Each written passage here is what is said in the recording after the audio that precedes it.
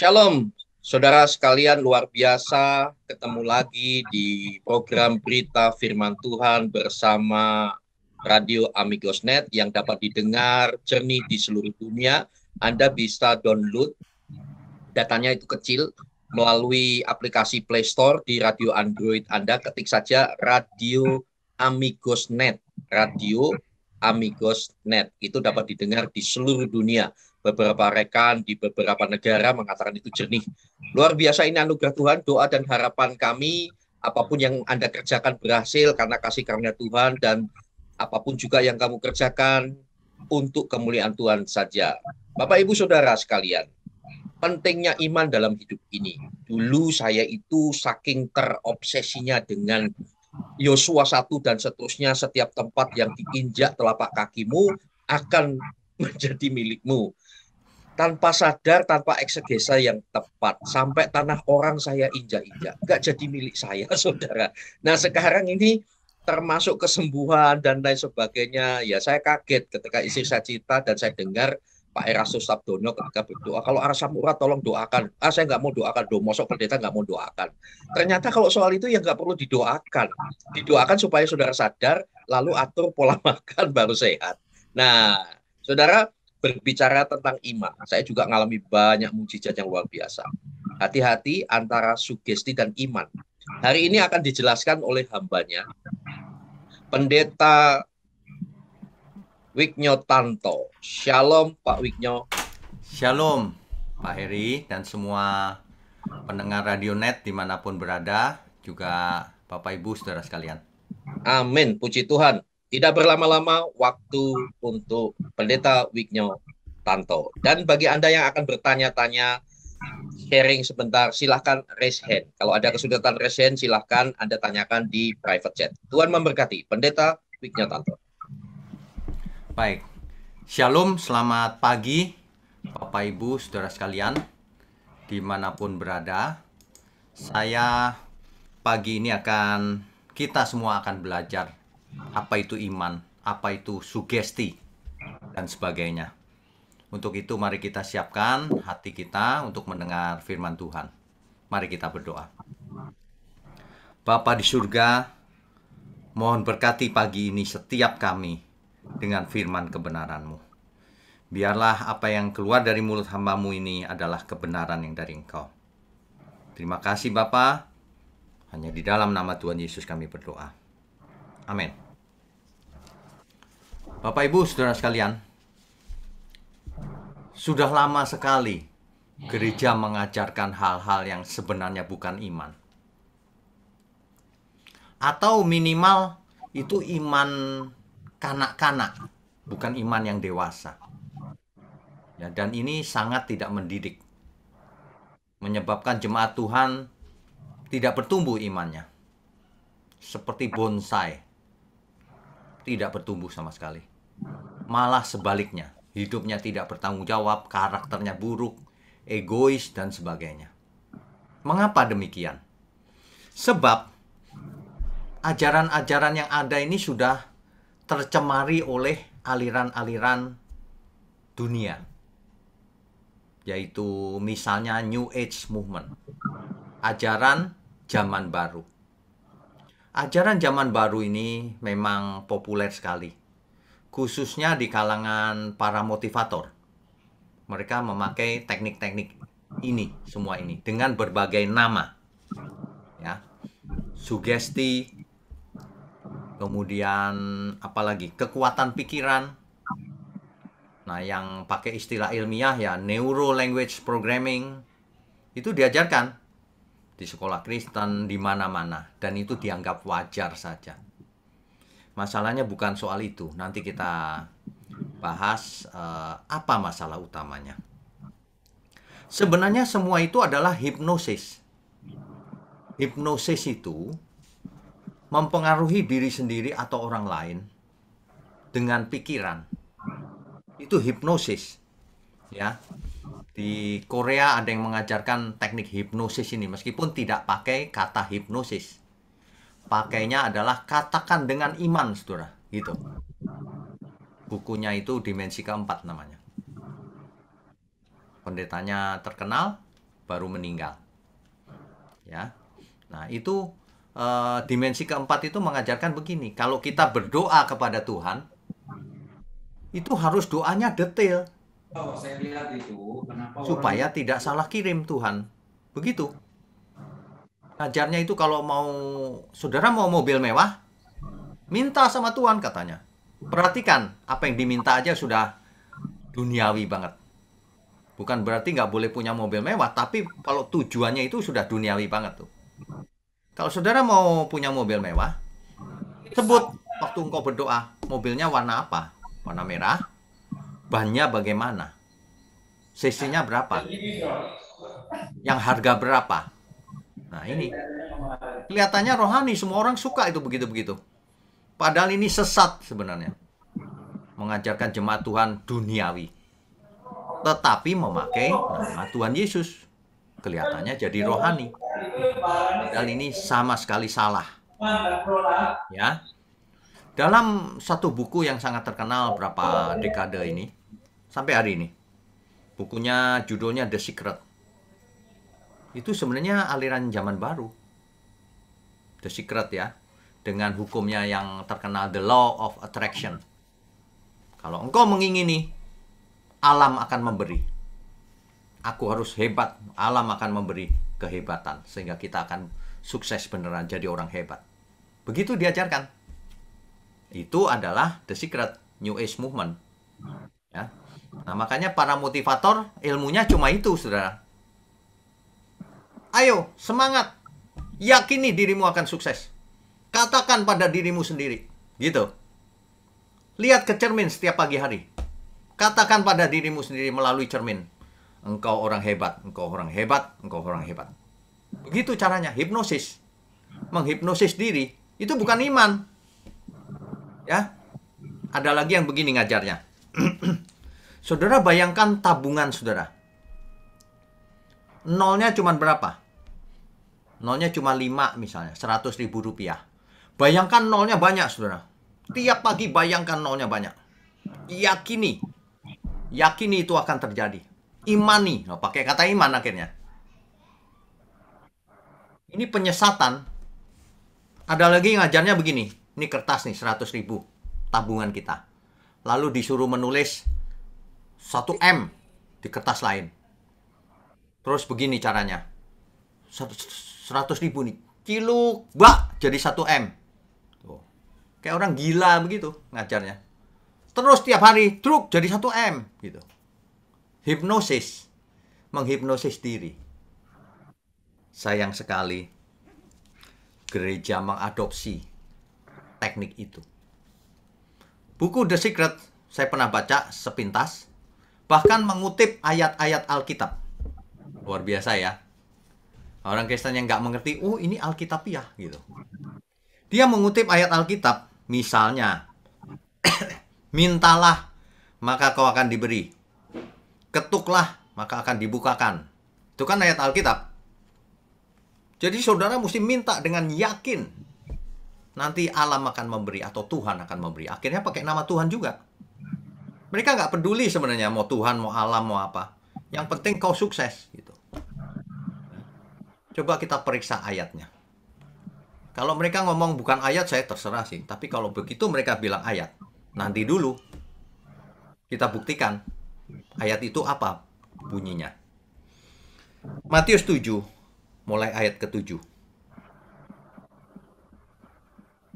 Bapak Ibu Saudara sekalian ya, mulai sekarang Bapak Ibu Saudara harus pintar baca Alkitab.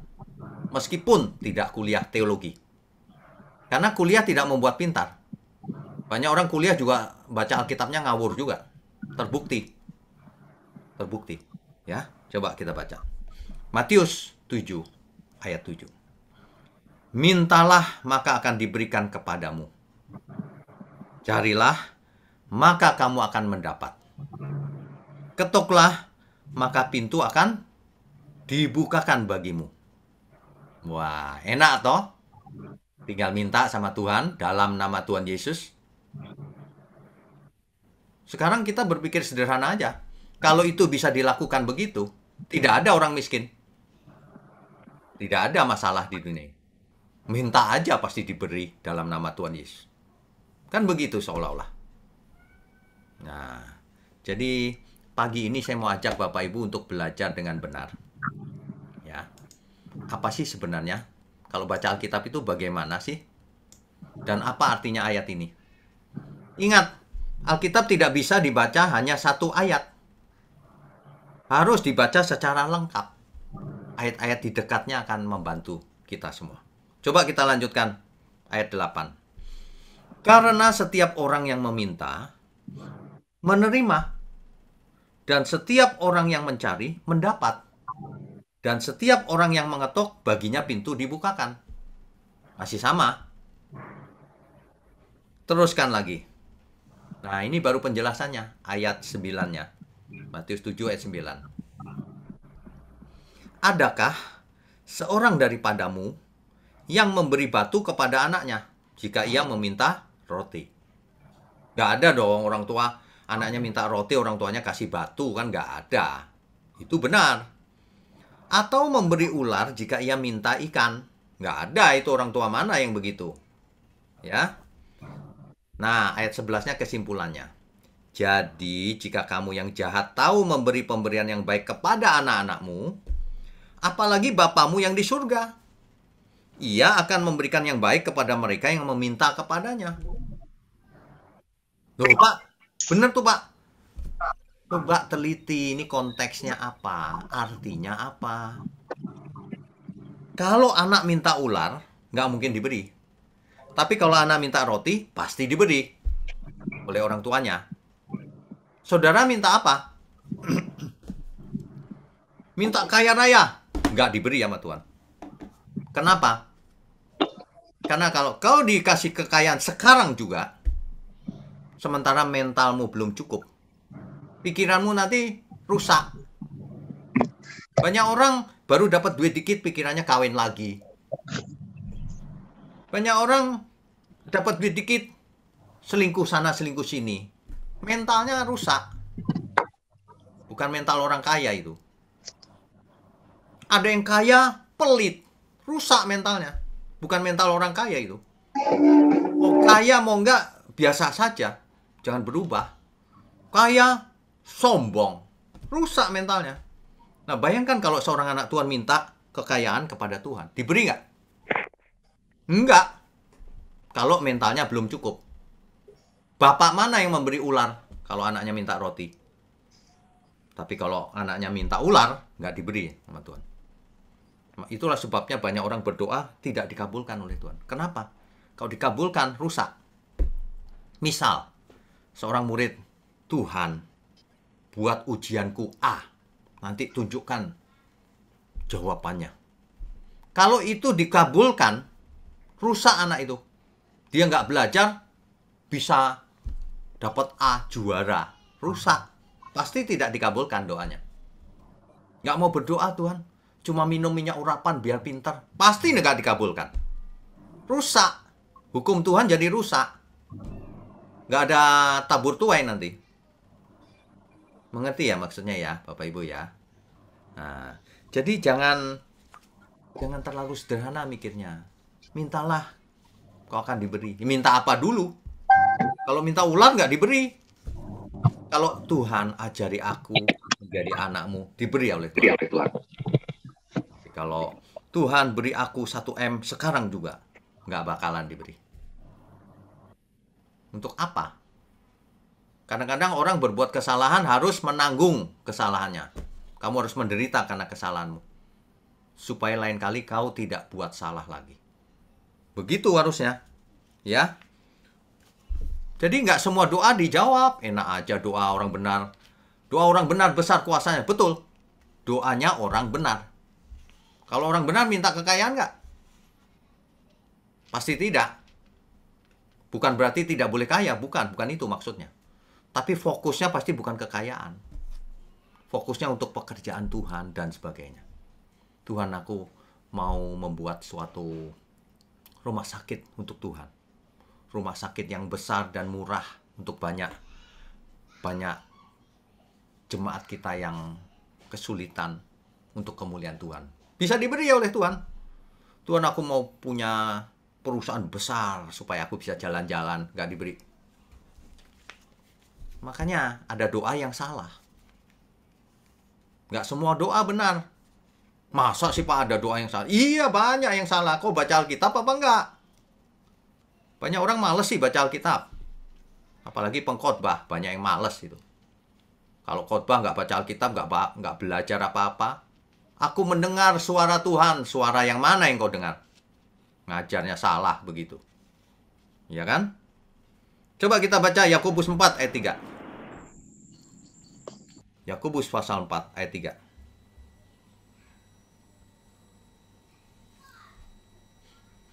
Ya, kita buka dulu ya. Yakobus pasal 4 ayat 3.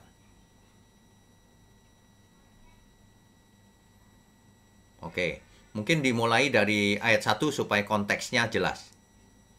Ya, oke. Dari manakah datangnya sengketa dan pertengkaran di antara kamu?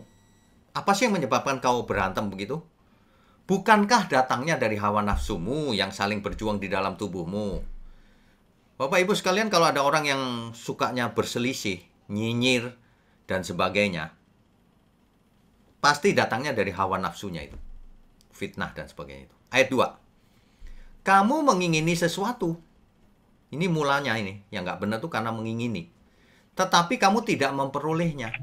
Lalu kamu membunuh. Ini fakta ini. Banyak orang ingin jadi ini, ingin jadi itu. Tapi nggak bisa. Lalu ia merencanakan pembunuhan. Pembunuhan bukan secara fisik. Secara karakter juga. Ya. Oke. Kamu iri hati. Tetapi kamu tidak mencapai tujuanmu. Lalu kamu bertengkar dan kamu berkelahi. Kamu tidak memperoleh apa-apa. Mengapa? Karena kamu tidak berdoa. Ayat 3-nya. Atau kamu berdoa juga sih. Tetapi kamu tidak menerima apa-apa. Karena kamu salah berdoa. Sebab yang kamu minta itu hendak kamu habiskan untuk memuaskan hawa nafsumu. Jadi nggak semua doa dikabulkan. Jangan salah. Dalam nama Yesus, nggak. Jangan pakai nama Tuhan sembarangan. Banyak orang pengen tas mewah. Aku imani. Aku klaim janjinya. Itu apa itu? Pikirannya tas mewah. Imani lagi. Memangnya iman itu alat apa? Untuk mencapai tujuan. Iman itu kepada Tuhan, bukan kepada tas mewah, bukan kepada mobil mewah, pakai nama Tuhan. Banyak orang datang kepada Tuhan untuk memperoleh dunia, mamon. Yang benar kita cari mamon, hidup dan sebagainya untuk dipersembahkan kepada Tuhan. Kebalik dunia ini, ya. Oke. Banyak orang filosofinya, it's about me. Dunia ini ada menjadi berkat buat aku. Semua orang diharapkan jadi berkat buat dia. Bahkan Tuhan pun untuk dia. Padahal yang benar adalah it's about him. Segala sesuatu tentang Tuhan. Bukan tentang kita. Pusatnya bukan kita, pusatnya Tuhan. Ya. Makanya banyak orang itu pikirannya it's about success. Harus sukses. It's about health. Kesehatan yang aku harus sehat, ini itu. Nggak dihubungkan dengan Tuhan. Aku terus pikirannya. Aku harus kaya, berkuasa. Mati kau nanti, binasa. Ya. Harusnya semuanya tentang Tuhan. 1 Korintus 10 ayat 31. Baik aku makan, minum, atau melakukan sesuatu yang lain, lakukanlah untuk kemuliaan Tuhan, kemuliaan Allah. Ya. Jadi kalau kita melakukan apapun, makan, minum, apapun, lakukan itu untuk kemuliaan Allah. Termasuk berdoa. Berdoa bukan untuk diri sendiri. Kalau kita sakit, Tuhan, mohon kesembuhan dari Engkau. Bukan karena untuk kita. Nanti kalau aku sembuh, aku mau belajar Tuhan, bertobat lagi. Aku mau umur panjang untuk memuliakan Tuhan. Mestinya begitu. Mohon berkati aku Tuhan, supaya aku bisa memberkati sesama, supaya aku menjadi berkat. Saudara jangan salah ya, hidup ini jangan gagal. Supaya apa? Supaya kita bisa memberkati semua orang. Tapi bukan itu tujuannya, itu cuma alat. Ini seperti permainan sebenarnya, seperti main game hidup ini. Kita seperti main itu loh, ada uang-uangan, ada. Ini sebenarnya uang-uangan juga, nanti mati kita nggak bisa bawa kok. Nah, dipakai buat apa? Tenaga kita pakai buat apa? Lah kok ini pakai sugesti. Aku hebat. Aku akan jadi orang kaya. Aku terus yang dibicarakan. Ini sebenarnya penyesatan loh. Secara halus. Sebab dibungkus dengan motivasi-motivasi yang baik. Nanti kalau kamu kaya, kamu bisa menyumbang. Gitu ngomongnya, tapi benerannya enggak. Saya udah perhatikan itu orang-orang itu. Supaya kaya Pak, nanti kalau kaya kita jadi berkat. Tapi setelah kaya nggak jadi berkat kok. Makin kaya makin serakah, makin greedy, makin ingin lebih lagi. Saudaranya yang nggak bisa sekolah, anaknya nggak mau disekolahin. Yang nggak bisa makan, nggak disuplai makanan. Waduh, rusak. Makanya ya, banyak orang nggak mau belajar Alkitab, males. Kau akan menuai. Sebab hidup ini adalah belajar. Orang yang tidak belajar akan menuai akibatnya. Pagi ini saya mau ingatkan, sebagai hamba Tuhan saya ingatkan, mari kita bertobat lagi. Mari kita belajar. Jangan terseret oleh tren dunia ini. Hipnosis lah. The law of attraction lah. Macam-macam lah. Kalau kita belajar itu, belajar saja, tapi asal tahu. Oh, aku nggak membutuhkan itu. Ya, kita nggak membutuhkan itu. Perhatikan setiap tujuan, filosofi, ajaran, atau apapun namanya. Tujuannya untuk siapa? Kalau tujuannya hanya untuk diri sendiri, jangan ikuti dia. Nanti kau akan jadi berhala bagi dirimu sendiri. Kau akan menyembah dirimu sendiri, mengutamakan dirimu, dan tidak peduli sama sesama. Ingat itu. Coba kita baca Lukas pasal 16, ayat 13. Seorang hamba tidak dapat mengabdi kepada dua tuan. Karena jika demikian, ia akan membenci yang seorang dan mengasihi yang lain. Atau ia akan setia kepada yang seorang dan tidak mengindahkan yang lain. Kamu tidak dapat mengabdi kepada Allah dan kepada Mamon. Gak bisa. Banyak orang pikirannya gini loh. Pak, aku kaya juga sih Pak, tapi aku mau cari Tuhan juga gitu. Mau enaknya sendiri. Nggak bisa. Hati kita harus pilih Tuhan atau Mamon. Bukan berarti Mamon lalu dibuang semua, bukan. Hati kita melekat pada Tuhan. Mamon yang ada itu milik Tuhan. Harus digunakan untuk Tuhan. Di mulut gampang. Sering orang ngomong, iya nanti untuk Tuhan juga, aku kerja juga ibadah katanya. Coba buat apa uangmu itu? Waktumu buat apa? Nanti kelihatan. Buat Tuhan, tapi kau sama saudara aja kau mau nggak ngasih, ya nggak bisa sekolah. Padahal ada, mampu padahal. Pikirkan orang lain sebanyak mungkin. Jangan diri sendiri saja. Diri sendiri boleh, anak harus dididik, orang tua harus diberi, saudara-saudara. Tapi orang lain juga harus kita pikirkan. Kalau memang mau benar ya begitu. Untuk apa kau sugesti dirimu sendiri? Makin kau sugesti dirimu, makin kau egois. Perhatikan itu, para motivator tuh. Kamu akan hebat, katakan hebat, hebat, hebat, hebat. Gitu. Saudara mau vitamin M, vitamin money, uang. Gitu ngomongnya begitu tuh. Nanti pikirannya orang uang terus. Kalau kesaksian di depan, saudara setelah saya bisnis ini, lihat nih saya punya mobil mewah. Orang jadi pengen mobil mewah. Lalu dirinya sendiri yang dipikirin, kok aku belum kaya ya dan sebagainya. Gak jadi berkat, hidupmu sia-sia kalau begitu caranya. Kerja keras, belajar yang pinter. Supaya sukses kaya, tapi untuk Tuhan. Bukan terikat, bukan tujuan. Gak kaya juga gak apa-apa. Gitu loh, maksudnya begitu. Jadi sugesti itu bukan iman, saudara. Sugesti, meskipun pakai nama Tuhan Yesus. Bukan. Iman itu untuk siapa? Iman itu untuk Tuhan. Ketika Tuhan Yesus menyembuhkan banyak orang, mujizat, untuk siapa? Untuk kemuliaan Tuhan, bukan untuk kemuliaan orang itu. Jangan dibalik. Jadi kita tidak anti mujizat, tidak anti macam-macam, enggak. Tapi kalau ada mujizat, ini untuk kemuliaan Tuhan. Bukan ditekan-tekankan ngajarnya mujizat terus dari dulu sampai sekarang. Bukan.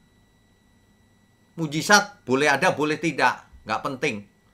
Yang penting adalah diri kita serahkan sama Tuhan. Itu iman yang benar. Ada amin ya, saudara? Jadi, iman itu apa? Kita harus mengerti. Iman itu ada 3 tingkatannya minimal. Yang pertama, iman itu persetujuan bahwa Yesus Tuhan. Kalau kita percaya Yesus Tuhan itu iman, Pak. Oh iya, itu iman juga. Tapi iman yang dikehendaki Tuhan bukan cuma itu. Mengapa? Setan juga percaya Yesus Tuhan. Setan bahkan takut. Manusia Yesus Tuhan sih, tapi malah diperintah-perintah. Malah klaim janji Tuhan, malah berani manusia. Setan percaya Yesus Tuhan, tapi setan gemetar. Yakobus 2 ayat 19. Coba kita baca. Yakobus pasal 2 ayat 19. Engkau percaya bahwa hanya ada satu Allah saja, itu baik. Kan banyak orang percaya Allah itu Esa, baik. Tetapi setan-setan pun juga percaya akan hal itu, dan mereka gemetar. Sementara kau percaya Tuhan itu Esa, tapi kau nggak takut Tuhan. Coba bayangkan, apa bedanya kau sama setan? Ya, itu. Bukan itu iman yang dikehendaki Tuhan. Ya memang kita harus percaya, betul. Tapi bukan itu, karena setan juga percaya. Hanya ada satu Allah. Gitu loh maksudnya, ya. Oke. Jadi soal mamon tadi, mesti saya luruskan. Nanti orang salah mengerti. Kalau gitu aku nggak mau belajar, Pak. Kalau aku nggak mau bekerja, Pak, mamon itu. Salah. Kita baca. Lukas pasalnya yang masih ke-16, ayat 9 tapi. Lukas 16 ayat 9. Ya. Dan aku berkata kepadamu, ikatlah persahabatan dengan mempergunakan mamon yang tidak jujur. Supaya jika mamon itu tidak dapat menolong lagi, kamu diterima di dalam kemah abadi. Apa artinya? Kalau Alkitab berkata ikatlah persahabatan. Bukan persahabatan dengan mamon, bukan. Persahabatan dengan mempergunakan mamon yang tidak jujur. Bersahabat dengan siapa? Dengan Tuhan. Makanya cari mamon yang banyak untuk bersahabat dengan Tuhan. Kalau ada mamon. Gitu loh. Kenapa? Supaya kalau mamon itu udah nggak bisa dipakai lagi, kita mati, kita diterima di dalam kemah abadinya Tuhan. Di langit yang baru, bumi yang baru, di surga bersama Tuhan. Itu. Jadi firman Tuhan tidak anti kekayaan. Firman Tuhan sangat anti pada orang yang hatinya ada pada mamon. Gejalanya apa orang seperti itu? Sederhana, pelit. Mendewakan mamon. Sehingga ia melegalkan segala cara untuk mencari mamon. Waduh, ini dia ciri-cirinya. Jelas sekali kok ciri-cirinya. Ya. Nah, iman bukan hanya setuju bahwa Allah itu Esa atau Tuhan itu Esa. Bukan. Bukan hanya itu. Iman juga bukan seperti sugesti tadi, ingin ini, ingin itu, pakai nama Tuhan Yesus. Aku yakini tahun depan akan dapat jodoh. Aku yakini aku akan sembuh dari penyakitku ini. Itu memang iman. Tapi bukan itu iman yang diinginkan Tuhan pada akhirnya. Ya kalau kita sakit kita pasti berdoa minta kesembuhan, betul. Tapi jangan mengajar kesembuhan fisik itu yang utama dari dulu yang diomongin. Itu melulu. Orang ke gereja, sembuh fisikmu. Mentalnya nggak disembuhkan jiwanya. Sakit jiwa semua akhirnya. Sehat tapi sakit jiwa. Bahkan nggak sehat, banyak yang nggak sembuh juga. Nggak jujur manusia itu. Mau sugesti, kamu sudah sembuh gitu. Padahal nggak sembuh. Kalau Tuhan yang menyembuhkan, pasti sembuh. Nggak usah direkayasa. Manusia itu berani loh merekayasa kesembuhan, merekayasa mujizat. Padahal bukan. Kita tidak anti loh kesembuhan sama mujizat. Saya mengalami. Tapi nggak berani rekayasa. Ya katakan ya, tidak katakan tidak. Nggak usah disugesti. Aku sudah sembuh nih. Sugesti itu. Tuhan tidak pernah bohong. Sembuh ya sembuh, tidak ya tidak. Ya. Jangan berhenti sampai di sini kalau mendengar. Harus utuh. Sebab kalau berhenti sampai di sini seolah-olah firman ini salah. Yang diinginkan Tuhan adalah bukan hanya tadi percaya Allah Esa. Ingin asal ku jamah jubahnya aku sembuh. Ya itu iman. Tapi bukan itu iman yang diinginkan Tuhan pada akhirnya. Setiap orang mula-mulanya seperti itu. Ada yang ikut Tuhan Yesus supaya tokoku laris, supaya sakitku sembuh. Oh nggak masalah, boleh. Memang itu iman juga. Tapi dengan berjalannya waktu, makin lama kita makin dewasa. Jangan begitu terus. Bonsai itu. Apalagi keinginannya makin lama bukan soal sakitnya yang sembuh. Kalau sakit sembuh, saya masih bisa mengerti. Lama-lama ia melirik. Temannya punya tas mewah. Aku klaim janji Tuhan supaya aku punya juga. Ini kedagingan namanya. Tapi pakai nama Tuhan. Berani kurang ajar juga sama Tuhan. Klaim. Hakmu apa mengklaim Tuhan? Itu bukan iman itu. Ya.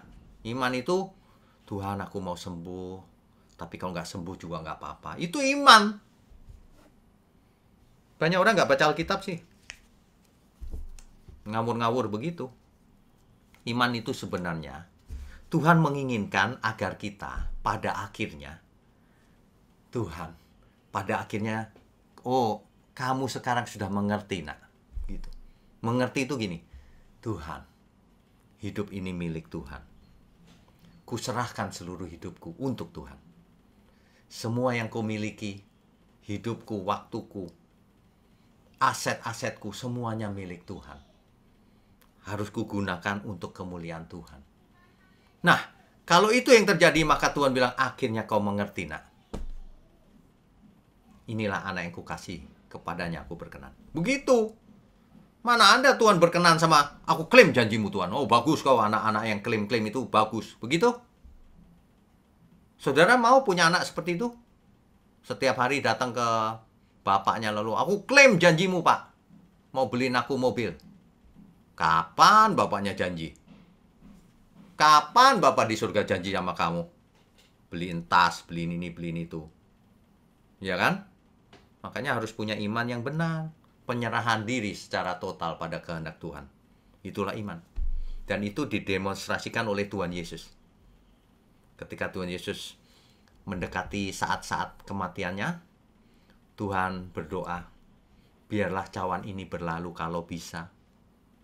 Tapi biarlah kehendakmu yang jadi. Wah, itu puncaknya iman.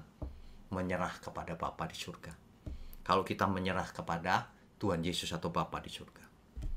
Tuhan, terserah Tuhan. Makanya orang yang mengerti akhirnya tidak bertanya-tanya apa lagi sama Tuhan. Tuhan, pokoknya aku ikut. Begitu harusnya.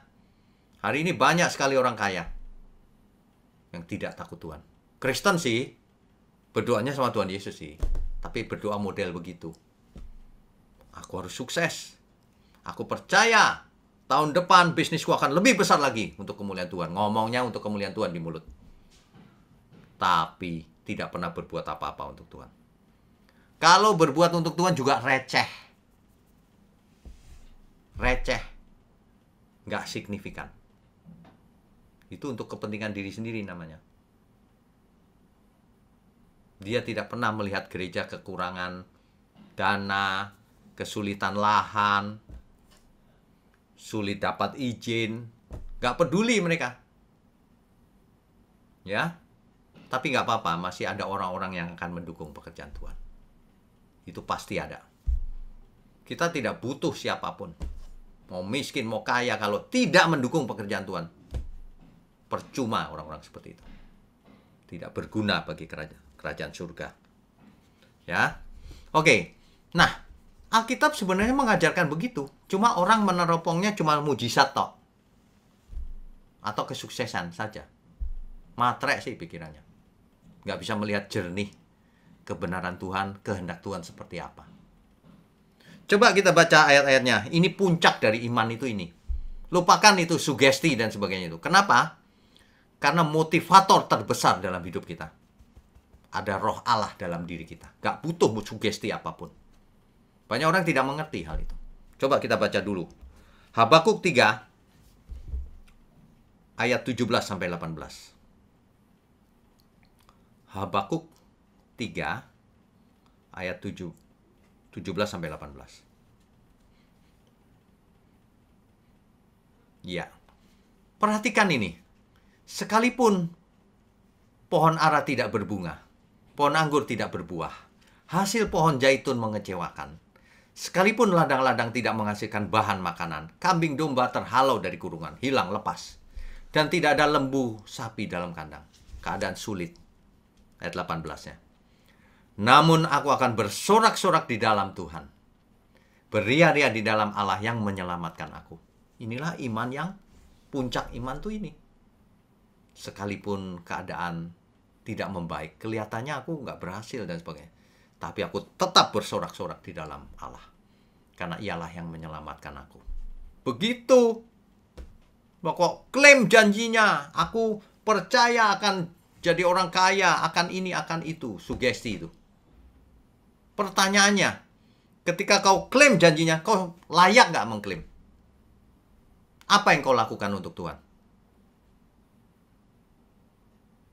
Banyak orang hidup dalam dosa, tapi berani klaim janji Tuhan. Nggak tahu diri itu namanya. Ya. Pagi ini saya ingatkan, lupakan semua itu. Sugesti, dan sebagainya, mirip-mirip itu. Hipnosis. Nggak perlu. Ada roh Allah dalam diri kita. Itulah motivator kita yang terbesar. Aku disertai roh Allah dalam diriku. Aku tidak butuh mensugesti diri sendiri. Aku harus hebat, harus hebat. Nggak perlu. Ada roh Allah dalam diriku. Aku tidak berani hidup tidak efektif untuk Tuhan. Aku akan bekerja keras. Aku akan belajar banyak hal supaya aku mempunyai banyak talenta. Aku akan pakai seluruh waktuku. Aku tidak berani berbuat dosa. Ada roh Allah dalam diriku. Motivator terbesar roh Allah. Bahkan setan lewat genderuwo. Aku nggak takut. Ada roh Allah dalam diriku. Begitu. Biarpun masalah demi masalah terjadi, aku tetap bersorak-sorai. Ada roh Allah dalam diriku. Begitu yang benar. Kita baca Daniel 3 ayat 17-18. Daniel pasal 3 ayat 17-18. Perhatikan ini. Sama, nadanya sama nih. Jika Allah kami yang kami puja sanggup melepaskan kami, maka Ia akan melepaskan kami dari perapian yang menyala-nyala itu dan dari dalam tanganmu, ya Raja. Ini kan Sadrak, Mesak, Abednego kepada Raja Nebukadnezar nih. Ayat 18, tetapi seandainya tidak, nah ini baru iman. Seandainya Allah tidak melepaskan kami dari api, hendaklah Tuanku mengetahui, ya Raja, bahwa kami tidak akan memuja dewa Tuanku. Tetap kami nggak mau nyerah. Dan tidak akan menyembah patung emas yang Tuanku dirikan itu. Begitu. Itu iman. Mazmur 73 ayat 26. Mazmur 73 ayat 26. Ini iman. Sekalipun dagingku dan hatiku habis lenyap, gunung batuku dan bagianku tetaplah Allah selama-lamanya. Luar biasa loh. Sekalipun dagingku dan hatiku habis lenyap, gunung batuku dan bagianku tetaplah Allah selama-lamanya. Ini iman. Dagingku dan hatiku habis lenyap. Sekalipun aku sakit atau tidak kaya, tidak sukses di mata orang, nggak masalah. Gunung batuku dan bagianku tetaplah Allah selama-lamanya. Begitu ya, amin ya. Makanya kita itu harus menjiwai segala firman, termasuk ketika kita memuji Tuhan. Ya. Sekalipun dagingku dan hatiku habis lenyap, gunung batuku dan bagianku tetaplah Allah selamanya. Zaman sekarang sudah jarang orang seperti ini. Yang banyak terjadi itu, aku klaim janji Tuhan, aku akan sukses saudara, engkau akan jadi raja, kau akan jadi kepala bukan ekor, kau akan jadi sultan. Itu banyak yang terakhir begitu tuh. Itu sugesti, bukan iman. Itu ajaran yang tidak sehat. Yang sehat itu seperti ini. Sekalipun dagingku dan habis lenyap, engkaulah Allahku, aku tetap bersorak-sorai di dalam kau. Hidupku semangat untuk Tuhan. Begitu. Motivator terbesar adalah Roh Kudus dalam diri kita. Ya. Yakobus 4 ayat 15. Kita tidak boleh, aku klaim janjinya ini, itu. Aku yakin Tuhan akan mengabulkan doaku. Bukan, itu sugesti. Yang benar itu seperti ini yang dikatakan Yakobus 4 ayat 15. Ya. Sebenarnya begini, jadi kamu seharusnya berkata. Sebenarnya kamu harus berkata, jika Tuhan menghendaki, kami akan hidup dan berbuat ini dan itu. Iman yang paling besar itu adalah jika Tuhan menghendaki. Itu iman paling besar. Nah, yang diajarkan selama ini terbalik. Imani dengan kekuatan pikiran. Kuatkan pikiranmu, katakan dengan iman gitu. Sambil merem-merem gitu. Itu bukan iman, itu sugesti. Iman yang tertinggi justru sebaliknya. Jika Tuhan menghendaki. Kalau Tuhan tidak menghendaki, sebaiknya tidak terjadi. Kalau Tuhan menghendaki, pasti terjadi. Itulah iman. Bukan kehendak kita, aku maunya ini Tuhan. Itu iman, puncak iman itu. Rasul Paulus mempunyai duri dalam daging. Ketika ia berdoa, tidak dikabulkan oleh Tuhan. Mengapa? Tuhan berkata begini. Sebab di dalam kelemahanlah kuasaku sempurna, akan terlihat kemuliaan Allah. Begitu, ya. Itu adalah iman yang paling tinggi. Bukan sugesti. Sugesti itu malah permainan anak kecil itu. Meskipun pakai nama Tuhan Yesus. Doa yang pakai nama Tuhan Yesus belum tentu benar doanya. Untuk apa dulu? Isinya apa doanya? Kalau memuaskan kedagingannya sendiri, itu doa yang salah, tidak dikabulkan Tuhan. Ya, apalagi main sugesti. Meskipun pakai nama Tuhan Yesus. Makanya ada orang mengusir setan pakai nama Tuhan Yesus. Nggak berkuasa. Karena yang berkuasa Tuhan Yesus, bukan hurufnya itu. Y-E-S-U-S. Bukan. Nggak bisa nama Tuhan Yesus dipakai oleh orang-orang yang sembarangan, yang hidup dalam dosa yang tidak layak. Makanya tidak semua orang bisa ngusir setan. Hidupnya bersih nggak? Tuhan berkenan nggak? Supaya kita pakai kuasanya. Kan begitu. Akhirnya, puncaknya. Filipi 1 ayat 21.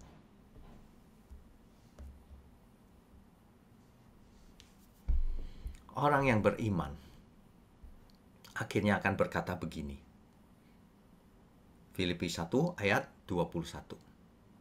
Ini perkataan orang beriman yang imannya sudah seperti yang Tuhan inginkan. Karena bagiku hidup adalah Kristus. Artinya, kita semua hidup ini untuk Kristus. Gitu loh. Dan mati adalah keuntungan. Kalau kita mati, itu untung. Kenapa? Bertemu Tuhan Yesus. Bukankah itu yang kita nanti-nantikan? Ya. Mulai sekarang bertobatlah, saudara. Jangan suka klaim janji Tuhan. Jangan suka datang ke gereja cari mujizat. Jika Tuhan menghendaki, aku sembuh. Pasti sembuh. Tapi nggak usah ngotot-ngototan pakai sugesti. Meskipun pakai nama Tuhan Yesus. Yang terutama, jika kau hidup dalam dosa bertobat, buat apa sembuh dari tubuh sakit? Kalau hidup dalam dosa lalu dibuang Tuhan. Ya, kita belajar pagi ini. Saya pikir ini sesuatu yang harus diingatkan. Banyak orang sudah terjerumus kepada teknik-teknik iman yang salah itu. Kalau kamu ingin sesuatu, imani bro. Katakan setiap hari. Sugesti itu, hipnosis. Meskipun pakai nama Tuhan Yesus. Sebab nama Tuhan Yesus tidak bisa dipakai sebagai mantra. Kita harus hidup kudus, hidup benar, melakukan kehendak Tuhan. Barulah kita bisa pakai kuasa Tuhan. Itu pun jika Tuhan menghendaki. Karena Tuhan terkadang tidak mengabulkan juga. Sebab dalam kelemahanmu lah kuasaku menjadi sempurna. Rasul Paulus tidak disembuhkan Tuhan. Amin ya saudara. Nah, saya percaya firman yang benar akan mengubah setiap kita. Sebab Injil itu kekuatan Allah yang menyelamatkan setiap kita. Yang menyelamatkan kita dari apa? Bukan tubuh fisik, orientasinya jangan itu terus. Dari cara berpikir yang salah, dari kesesatan. Agar kita menjadi anak-anak Allah yang berkenan baginya.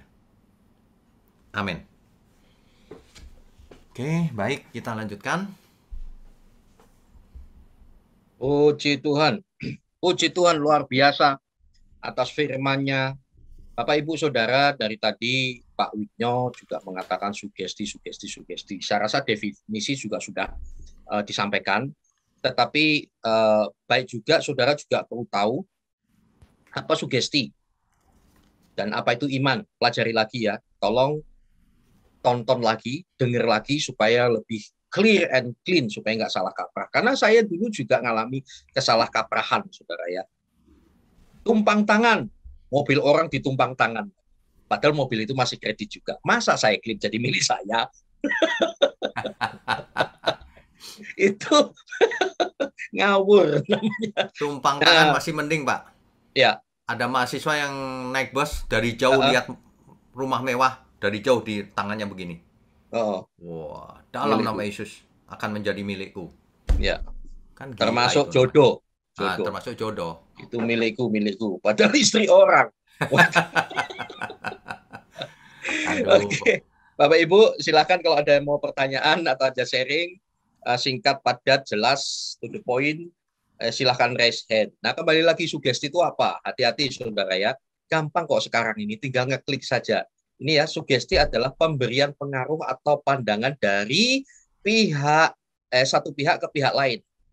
Nah, cuma tadi bahaya sekali sugesti. Loh, itu memang ada prinsip sugesti, mungkin ada. Ketika saya menyampaikan firman, Pak Wignyo juga menyampaikan firman, itu kan mau memberi pengaruh, tetapi pengaruhnya pengaruh dari mana? Nah, itu yang penting.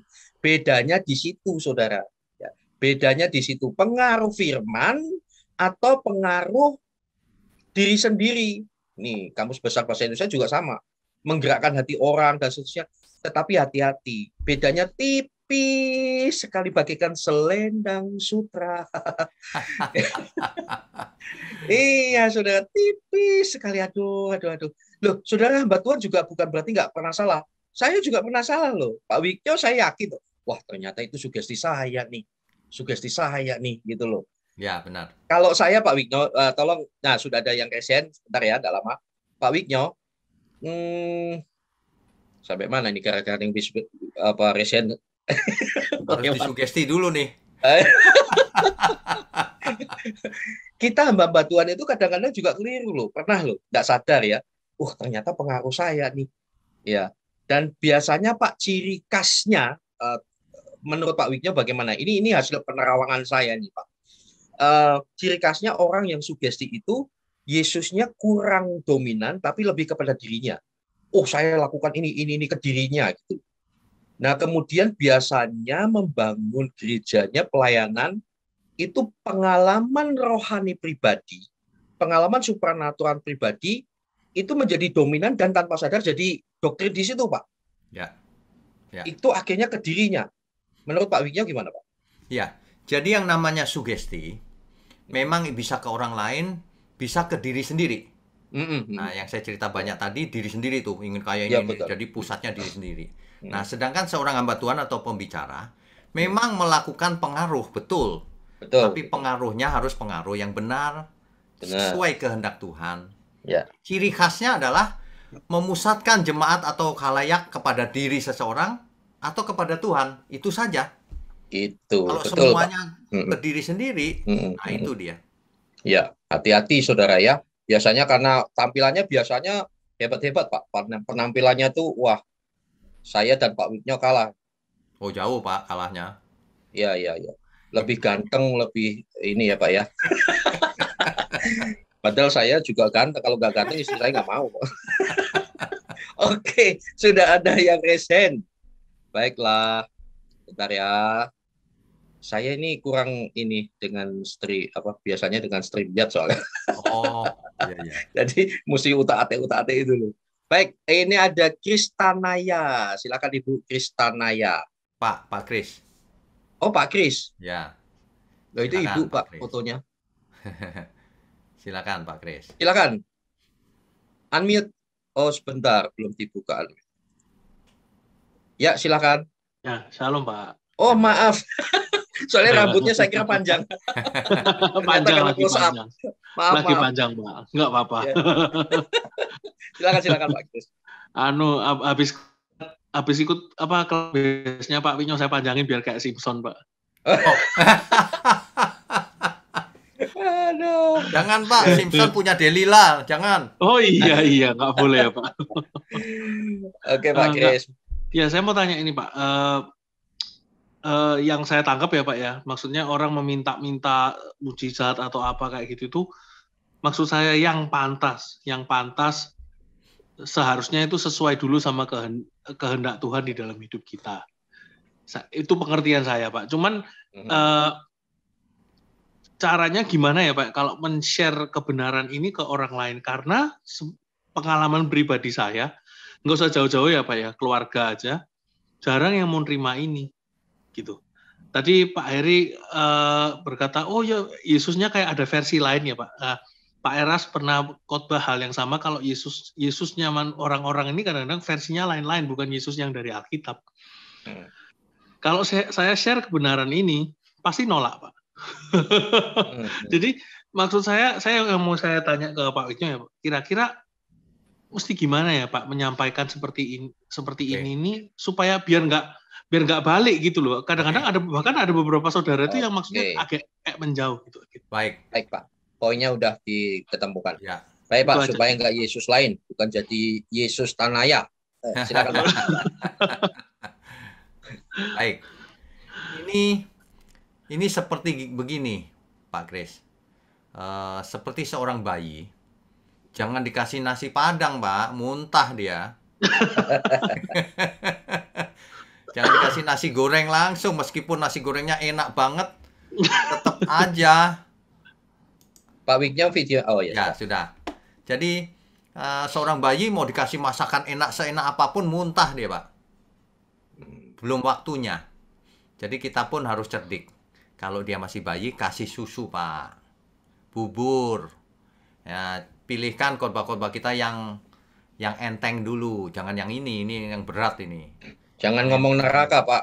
Nah. Nggak ada yang enteng kalau punya Pak Witnyo, nggak ada yang enteng. Nggak ada yang enteng, waduh. Ada, Pak, renungan malam. Renungan malam iya, enteng. Ya. Renungan pagi masih lumayan enteng gitu. Jadi yang enteng-enteng aja dulu, Pak. Kalau orang sudah yakin, percaya dengan yang enteng, biasanya digenjot yang apapun masuk, Pak. Gitu. Jangan langsung juga, jangan. Gitu, Pak. Ya. Ya, Pak. Oke. Jadi nangkap kuda Mustang Indian, Pak. Nangkap kuda liar itu jangan dihadang gitu, Pak. Bapak akan ditabrak. Ikut naik kuda sama-sama digiring gitu. Ya, betul. Di Yahudi aku seperti Yahudi, Yunani seperti Yunani, supaya aku dapat memenangkan sebanyak mungkin orang. Menjadi seperti Pak, bukan menjadi mereka. Ya. Jadi biasanya mereka kan mainkan logika juga, di mana menjelaskan yang bisa ditangkap dengan pola pikir mereka. Benar. Pasti deh. Dan ada Roh Kudus pada waktunya. Oh, haleluya. Oke, baik Pak Ibu Lina, silahkan. Terima kasih Pak. Selamat pagi Pak Witnyo. Selamat pagi. Ya, sedikit aja Pak, mau tanya apa tuh namanya? Sekarang ini juga kan banyak orang-orang yang apa tuh ya Pak, yang doa Yabes itu loh Pak, Oh, yang ya. melebar ke kiri dan ke kanan dan lain Ya. sebagainya gitu. Ya. Ya gimana ya, kita juga gemes ngelihatnya ya Pak, memang karena memang pemikiran-pemikiran yang lama yang masih bercokol ya. Ya. Dan saya sendiri melihat kejadian itu seperti itu. Salah seorang yang kaya yang menyatakan dirinya ikut melayani Tuhan juga, dia mau dengan segala cara untuk membeli rumah di sebelahnya karena dia tahu orang itu seorang yang katakanlah yang tidak akan bisa membangun rumahnya gitu ya Pak ya. Ya. Jadi memang cuman kita yang ada pagi hari ini yang ikut bergabung di Radio Amigos ini, kita mau terus ikut kebenaran gitu. Kita terus mau belajar kebenaran supaya dari diri kita sendiri juga bukan hanya ngomong, tapi dari kehidupan kita, orang-orang di sekitar kita melihat yang kita kejar arah tujuan kita kemana. Ya. Karena kalau kita sendiri yang sudah mengetahui kebenaran, arah tujuan kita juga sama dengan mereka yang tidak tahu kebenaran, rusak lah ya gitu ya Pak ya. Karena menurut saya orang yang kalau kau tahu kebenaran, nggak mungkin kalau memang punya uang banyak, belilah di tempat lain karena uangmu banyak. Jangan kau pengaruhi atau kau usahakan berbagai cara untuk orang itu menjual rumahnya supaya rumahmu bisa melebar ke kiri gitu loh Pak. Oke, Jadi mengerti Bu. sesuatu yang Pak, sesuatu yang menyedihkan juga ya, dan banyak juga akhirnya justru orang-orang yang tahu kebenaran yang melakukan hal-hal yang seperti itu gitu. Jadi ya memang saya meminta kepada kita yang ada di grup pagi hari ini, teruslah mendengarkan channel-channel yang benar supaya kita terus bertumbuh. Karena saya pikir kalau kita sudah terima kebenaran yang benar, saat kita mendengar sesuatu yang tidak benar, itu kita udah langsung nolak gitu, langsung nolak. Oke, baik Dan Bu. satu Pak, aku Baik. tanya Pak, itu yang dimaksud Bapak tadi secret itu termasuk pengajaran opera itu ya Pak ya? Termasuk. Iya. Jadi, oke. Termasuk ya Pak ya. Ya. Terima kasih Pak. Oke, jadi menanggapi soal doa Yabes ya Bu. Iya. Justru itu ciri khas teologi kemakmuran. Mencari ayat-ayat di perjanjian lama yang isinya cuma berkat. Iya. Yang tadi itu model yang Pak Hari Iya, katakan tadi, Pak Heri. Iya, Setiap benar. tanah yang kuinjak akan menjadi tanahku. Enak bener kan? Sampai tanah orang, tanah kuburan Ah. juga diinjak, Pak. Nah, kamu akan jadi kepala bukan ekor. Wah, enak kan? Makanya Iya, saya benar, suka Pak. kepala ayam goreng sejak kecil, Pak. Pinter itu. Nah, Satu lagi yang makin aneh lagi. nah. Siapkan rekeningmu. Rekening orang fasik akan ditransfer ke rekeningmu. Siapa yang transfer itu tahu. Pengajaran Mbak, udah salah wah. ya Pak ya. Ya, angkat jauh dompetmu. Nanti Nah, diisi iya, Tuhan itu, dengan Pak. uang. Aduh. Itu namanya doa tuyul, Pak. Makanya. Nah, makanya doa Yabes dijadikan ini. Dijadikan unggulan. Padahal Yabes itu siapa sih? Baca itu Alkitab, Yabes itu siapa? Iya benar Pak. Yabes itu Latar bukan belakang. siapa-siapa. Iya. Tuhan Yesus ngajarin doa Bapa kami, malah nggak dijadikan apa-apa. Doa Yabes yang diperbesar. Kenapa? Lihat aja isinya. Kiranya Tuhan memberkati aku, tanahku menjadi luas dan sebagainya. Mau jadi orang kaya. Itulah. Si kaya untuk diri sendiri ya Pak. Ya, itulah. Ajaran-ajaran yang melenceng kemana-mana itu. Iya. Jemaat jadi miring pikirannya. Gitu ya, Bu. Pak, Ya. Pak, satu lagi Pak. Pak seringkali orang kan nyanyikan lagu itu ya Pak ya. Kiranya. Nah, ini Pak Heri yang nyanyi. Di kalangan hamba-hamba Tuhan Pak, seringkali Ya. saya merasa Oh bersalah. iya. Ya hamba-hamba Tuhan senang banget kalau ada ibadah-ibadah hamba-hamba Tuhan. Ya itu sudah keracunan, Bu. Iya. Itu keracunan Kadang-kadang- teologi kemakmuran namanya. Kadang-kadang saya merasa saya nggak ikut nyanyi Pak, hati saya sedih gitu. Nggak usah, Ibu, Merasa, nggak usah nyanyi. kok lagu ini kok, aduh. Iya kayaknya Ya. tertuduh. Jadi kita itu nggak pas ya Pak ya. Ya, nggak pas. menyanyikan Ya. pujian itu. Itu menyakiti hati itu Tuhan. Oke. berpikir untuk diri sendiri. Nggak usah. Iya benar Pak. Baik. Iya mengarahkan orang untuk hidup egois gitu, Ya. untuk dirinya semua. Orang Oke. lain. Baik. Ya oke Pak. Terima Oke, kasih. Bu. Tuhan memberkati. Tapi Kiranya waktu saya nyanyi itu ayam tetangga saya mandul, Bu, langsung bisa. Tapi sisi lain nasihat saya untuk ibu, ya nggak usah sedih-sedih, Bu, kasihani mereka. Karena apa? Daya tangkap itu kan progres ya. Progres. Iya. Wong saya dulu juga begitu kok. Tapi setelah saya renungkan, oh ya, jadi orang itu Sama, Pak. bisa berubah. Percayalah, manusia Iya, itu bukan kardus. Kalau Iya, kardus tak benar. taruh di pojok, ya sudah, selama nggak tikus atau anjing yang bawa, nggak pindah. Percayalah, nanti suatu hari, jangan lupa Roh Kudus. Nah, nanti kita Ya, stres sendiri. Kalau dia nyanyi-nyanyi ya, seneng, ibu benar. nangis, kan lucu. Bukan nangis Pak, sedih aja gitu loh Loh, maksudnya lah Pak, iya. sedih Loh, saya Mereka aja. kalau seneng-seneng khotbah juga nyanyi gitu, itu. Bu. Saya kalau khotbah, akhirnya saya khotbah nyanyi lagu Yabes dia. Saya diam aja. Loh, ya sudah Jadi diam gitu. aja nggak apa-apa, Bu. Iya, Ya, iya, ya. iya. Ya, Kalau ada kesempatan sharing-sharing tapi dengan kasih ya. ya. Eh, jadi tadi meluruskan itu mesti dengan, aduh, ya itulah masing-masing ya. Jangan lupa Roh Kudus pasti bekerja. Ada waktunya. Ibu Yulandi Tandi Payung. Monggo. Halo Pak Wiknyo, Shalom. salam juga buat kita semua. Terima kasih untuk penjelasan firman Tuhan pagi ini. Saya sungguh diberkati. Saya ingin bertanya, Pak, saya tertarik dengan kisah Paulus yang tentang duri dalam daging. Ya. Ya, saya ingin minta tolong mungkin Pak Wiknyo bisa jelaskan sedikit contoh-contoh duri dalam daging itu seperti apa. Dan saya ini tipe orang yang overthinking, Pak. Seringkali ketika saya di titik tertentu, overthinking itu melemahkan iman saya. Tetapi sebagai orang percaya, saya terus menengking itu dalam hati saya karena saya percaya Tuhan akan selalu ada buat saya dan menolong saya. Nah, apakah hal seperti ini bisa disebut duri dalam daging ya Pak? Dan minta tolong contoh yang lain Pak, mungkin yang bisa, yang Bapak ketahui untuk menolong kami. Terima kasih. Baik. Duri dalam daging Rasul Paulus ini sebenarnya tidak ditulis secara jelas apakah itu penyakit, ataukah itu karena matanya sedikit rusak, ataukah ia sedang memerangi natur dosanya. Karena ia tidak nikah kan menurut analisa. Jadi dia melawan hawa nafsunya itu. Bisa juga. Nah, dalam kasus kita masing-masing, duri dalam daging bisa berupa apa saja yang menarik-narik kita untuk jatuh dalam dosa. Kelemahan setiap orang kan beda nih, Bu. Nah, iman yang paling besar adalah justru kita mematikan manusia lama kita. Mempersembahkan seluruh hidup kita. Dikorbankan aja hidup kita. Misalnya nih, kita difitnah oleh saudara-saudara kita gitu. Ya sudah, ditelan saja fitnahannya. Yang penting kita jangan seperti yang difitnahkan itu. Korbankan diri saja, Tuhan biarin dah. Gitu. Belajar mengalah seperti Tuhan Yesus saja begitu. Bahkan sebaliknya, kita harus mengasihi orang yang dulu menyakiti kita. Supaya apa? Supaya duri dalam daging itu berubah menjadi berkat. Bahkan orang yang memusuhi kita itu, yang merugikan kita sangat itu, ketika dia menyesal, kita berbuat baik sama dia aja.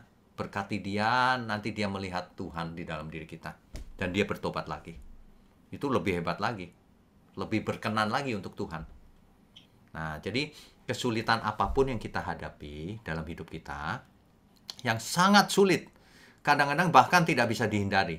Misalnya, kita punya saudara yang, aduh, karakternya buruk sekali ya. Kan kita nggak bisa pecat dia sebagai saudara kita, ya kan? Nah, anggap aja itu duri dalam daging yang harus kita derita. Jadi, memang kita harus menderita di dunia ini. Menderita untuk Tuhan, bukan menderita karena kesalahan kita sendiri, bukan. Kita dihina, diperlakukan apapun, ya udah kita menderita untuk Tuhan. Jangan membalas. Gitu. Itu antara lain, Bu. Dan Maksud untuk memerangi diri juga ya Pak ya? Misalnya untuk contoh memerangi diri, itu anggap aja diri kita sudah mati, Bu. Coba kita bayangkan kita ada di ICU, kena COVID parah, sudah detik terakhir, napas saja nggak bisa. Nah, coba bayangkan, ketika hal itu terjadi, apakah harta, kekayaan, dan sebagainya masih ada artinya? Kekuasaan, posisi? Kan nggak ada ya? Nah, tapi itu hanya bayangan. Terus kita balik ke zaman sekarang, kita masih sehat begini. Berapa nilainya itu? Tak terhingga, Bu. Kita punya kesempatan menjadi anak Allah.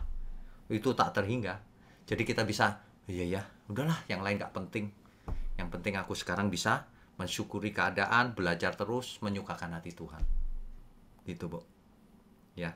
Terima kasih Pak Wiknyo. Oke. Berkati. Berkati, Bu. Baik, luar biasa. Tuhan memberkati. Saat ini yang terakhir, Zoom user. Bapak, Zoom user. silakan. Silakan, Pak. User.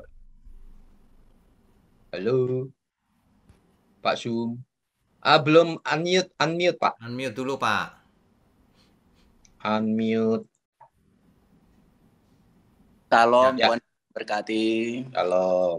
Shalom. Saya mengucap syukur selalu di mana selama ini saya banyak dibimbing dengan Pak Wiknyo. Dan saya juga selalu berbicara dan dengan perbuatan juga sebagaimana yang dianjurkan dengan Pak Wiknyo. Dan saya banyak bicara juga di gereja di mana saya dulu berada, dan di situ selalu sampai-sampai saya dicemoohkan. Dan saya dikatakan kalau begitu Om Oto aja yang jadi pendeta di sini, dan Om Oto aja yang cari jemaat di sini. Dan itu pun saya dibicarakan di mimbar seperti begitu. Tapi saya tidak merasa sakit hati karena saya tahu. Karena mereka tidak tahu. Dan saya sangat-sangat mengucap syukur karena apapun mereka perbuat untuk saya, Tuhan Yesus itu baik. Dan Tuhan Yesus tidak punya salah juga diperbuat yang tidak sewenang-wenang. Tapi saya tahu Tuhan Yesus itu indah dan saya harus berbicara. Dan saya bukan hanya berbicara di gereja, tapi saya berbicara dengan orang yang tidak seiman dengan saya. Yang penting kita itu hidup harus takut akan Tuhan. Kuncinya hidup itu takut akan Tuhan dan kamu akan mendapatkan kebahagiaan. Dan itu saja Pak Wiknyo. Dan saya selalu mengatakan itu dan saya tetap berani. Apapun yang terjadi, saya hidup untuk Dia. Tuhan Yesus memberkati. Tuhan berkati Pak. Ini luar biasa ini. Baik, luar biasa. Silakan Pak. Ya, tapi memang begitu Pak. Dalam sehari-hari kadang-kadang kita ditolak, difitnah, dicemooh, ya kita diam saja, nggak usah membalas. Amin. Kita sampaikan kebenaran, tapi ya tentu saja harus dengan lembut ya. Ini kan kalau gaya saya ini kan lagi online gitu untuk khotbah. Tapi kalau saya sehari-hari saya akan lembut Pak, ketemu orang Pak. Begitu. Ya. Tuhan berkati Pak. Terima kasih Pak Wiknyo. Ya. Baik Pak, luar biasa, tetap kuat di dalam Tuhan. Kalau Tuhan di pihak kita, siapa yang lawan kita? Walaupun nama kita dijual, nama kita dibunuh karakternya, bahkan di live kayak Pak Wiknyo, saya, Pak Erastus apalagi, aduh, level-level beliau itu juga dimaki-maki Pak, sampai makanan hari-hari. Yes. Dulu Pak ya, saya bersaksi sedikit ya, saya itu pendeta tuber kan, saya main YouTube juga. Itu sekitar tahun lalu tuh saya hampir mundur, hampir saya tutup Pak. Karena nggak tahan. Lawang menyampaikan kebenaran itu tetap dibilang abu-abu gitu kan. Bahkan ada yang ngomong begini, oh Heri Ikim itu siluman. Masa siluman seganteng ini? Kan gitu. Saya dibilang siluman loh. Kalau saya siluman, istri saya nggak mau Pak. Waduh, saya hampir mundur. Untung teman ada yang menguatkan. Ya, itu penting ya saudara ya, komunitas, teman kuatkan. Maju lagi. Sekitar 4 bulan yang lalu kalau nggak salah atau 7 bulan yang lalu, saya drop lagi, bangkit lagi. Ya puji Tuhan saat ini mulai Tuhan bukan tujuannya naik ratingnya ya, tetapi setia lagi, fokus lagi mana ini. Wah Tuhan mulai naikkan lagi, terus Tuhan berikan ide lagi. Waduh luar ajaib lah bersama Tuhan, bukan hanya luar biasa. Ya. Setia saja Pak, fokus kepada Tuhan. Wah luar biasa. Amin. Nah, sebagai penutup pertanyaan saya, sudah tidak ada pertanyaan lagi ya, sudah tutup. Nah, Pak Wiknyo, ini ada yang salah kaprah. Ini loh Pak, aku berkata kepadamu, ikatlah persahabatan dengan mempergunakan mamon yang tidak jujur, supaya jika mamon itu tidak dapat menolong lagi, kamu diterima dalam kemah abadi. Saya sangat diberkati tadi dengan Bapak, yaitu ikatan persahabatan bukan dengan mamonnya, tetapi dengan menggunakan mamon kita bersahabat dengan Tuhan. Bukan nyogok Tuhan, bukan. Kan begitu kan? Ya. Tetapi kalimat ini Pak, banyak orang mengatakan bahwa untuk membangun persahabatan dengan orang dan lain sebagainya itu dengan mamon. Memang sangat efektif sekali. Tetapi pada akhirnya mamon inilah sumber perpecahan. Ya.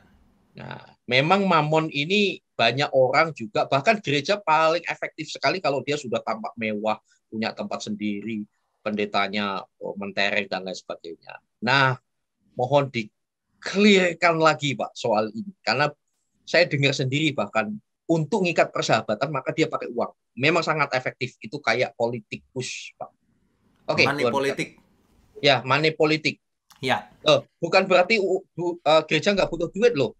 Ya, uang pelayanan dan pelayanan uang itu beda loh, saudara ya. Pelayanan uang dan uang pelayanan itu beda. Hati-hati. Silakan Pak Wijaya. ya sebenarnya uang itu memang bukan segalanya. Tuh. Tapi segalanya di dunia ini butuh uang. Iya, buang air kecil aja bayar. Nah, jadi sebenarnya saya pernah berkata begini, seorang hamba Tuhan itu sebenarnya butuh uang banyak sekali. Waduh, iya Pak. Buat apa? Buat para jemaat, buat pekerjaan Tuhan, buat semuanya gitu loh. Cuman hari ini kalau kita bicara gini, orang bisa salah mengerti. Betul. Mengapa banyak disalahgunakan kekayaan untuk diri sendiri? Wah, itu penyelewengan besar-besaran, itu korupsi namanya. Ya. Nah, kembali ke ayat tadi. Kalau kita baca Alkitab, kita harus menangkap konteksnya. Kalau Alkitab berkata, ikatlah persahabatan. Kalau cuma kalimatnya itu, maka bisa dua kemungkinannya. Bersahabat dengan Tuhan atau bersahabat dengan sesama. Karena itu dua hukum juga tuh. Tapi kalau kita lanjutkan kalimatnya, dengan mempergunakan mamon yang tidak jujur, dengan mempergunakan uang misalnya. Ya, masih bisa dengan Tuhan, bisa dengan sesama juga. Tapi kalau kalimat berikutnya lagi, sehingga ketika mamon itu tidak bisa menolong lagi, kamu diterima di kemah abadi. Ini pasti Tuhan. Bukan hanya kebaikan sesama dengan uang. Begitu loh. Jadi konteks harus benar dalam hal ini. Supaya kita tidak salah mengerti.